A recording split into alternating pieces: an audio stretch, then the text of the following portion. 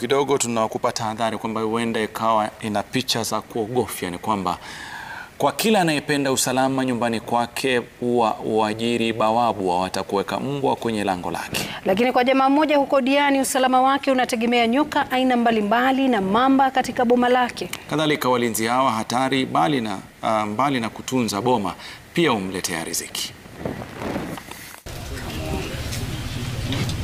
Ni mnyama aliye hatari kwa usalama, mnyama asiyekuwa na urafiki na binadamu, mnyama anayeweza kukatisha maisha yako ghafla. Lakini hapa kwa Arafat Manyoka ndio nyumbani kwao, eneo la Mwamanga Magaoni huko Diani, Ukunda, kaunti ya Kwale. Tunakutana na mpenzi wa nyoka. Mapenzi yake na wanyama hawa hatari ni wa kupigiwa mfano. Kutoka kwa wadogo hadi wakubwa, mmoja baada ya mwingine wanaonekana kuvutiwa na mapenzi haya. Lakini unapoingia katika boma lake, utakosea ukidhani ni mbuga ya wanyama. Kutoka sungura, kuku hadi panya au mwituni, wanapata lishe bora, ila usilolijua hawa wote ni vitoweo. Nyoka wadogo kwa sababu wanakula kama lizards na frogs, wanakula karibu kila siku ama kila baada ya siku mbili. Mmoja baada ya mwingine anapata lishe, ila wengine kama chatu leo wameshiba, kwani kulingana na Arafat, chatu huchukua muda wa miezi 3 kula. Hivyo leo sungura huyu ameponea. Wengine pia wakiponea kwa tundu la sindano, kwani baadhi ya nyoka hawa muda wao wa kula umepita, ila kwa wengine maisha yao hapa yakiwa burudani kutoka kwa nyoka hatari zaidi anayepatikana Kakamega pekee hadi chatu wala watu. Wote hapa ni nyumbani. Manyoka akiwa na tabasamu pindi tu anapowakaribia chatu hawa aliwapa jina la Lili na Melita. Alikuwa amekonda, hii backbone ilikuwa imetoka nje na alikuwa wiki sana kwa sababu maisha ya msituni ni ngumu. Kaona huyu vile amekonda lazima akuwe na minyoo. Nikamfanyia deworming. Na baada ya kumfanyia deworming nikampatia booster vitamin A ili akuwe cool na asikuwe stressed na akuwe anakula. Wakati huo nilikuwa na pythons 9 ambazo nimezicollect kwa community nikishirikiana na Kenya Wildlife Services. So wakati wa kurelease hizo pythons huwa tuna release hapa Shimba Hills National Park ama Tsavo East National Park. So nikawapigia simu tukapanga hiyo mambo ya kurelease, lakini huyu nikasema huyo wacha abaki. Akiwa na ujuzi wa kipekee tangu mwaka wa 2002.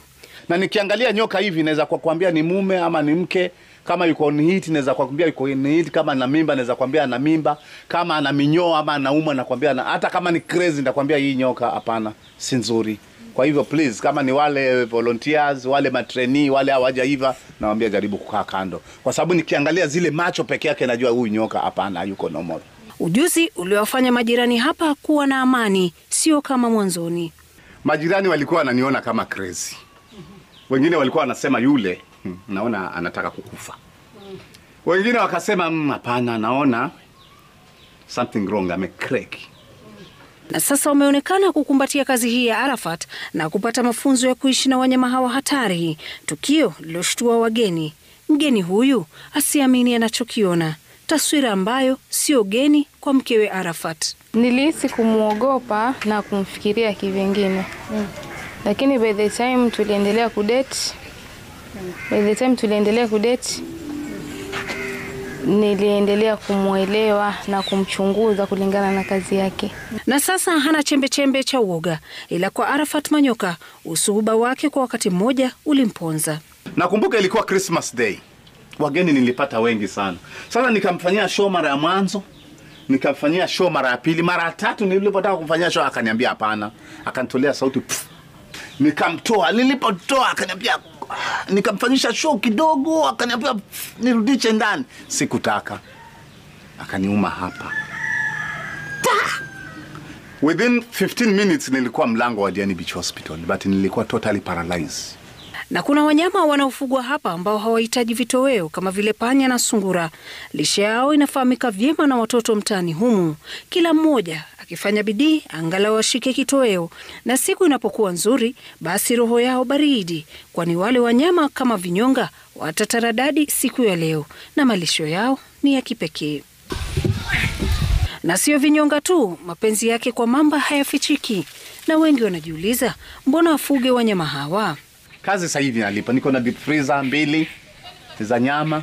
Huku akifanya kazi kwa karibu na shirika la KWS, Arafat Manyoka na maono ya kupanua mbuga hii yake ndogo kwa kujisajili kama wauzaji wa wanyama hawa hatari kwa mataifa ya kigeni. Sawa. Niko na mimi alafu utani.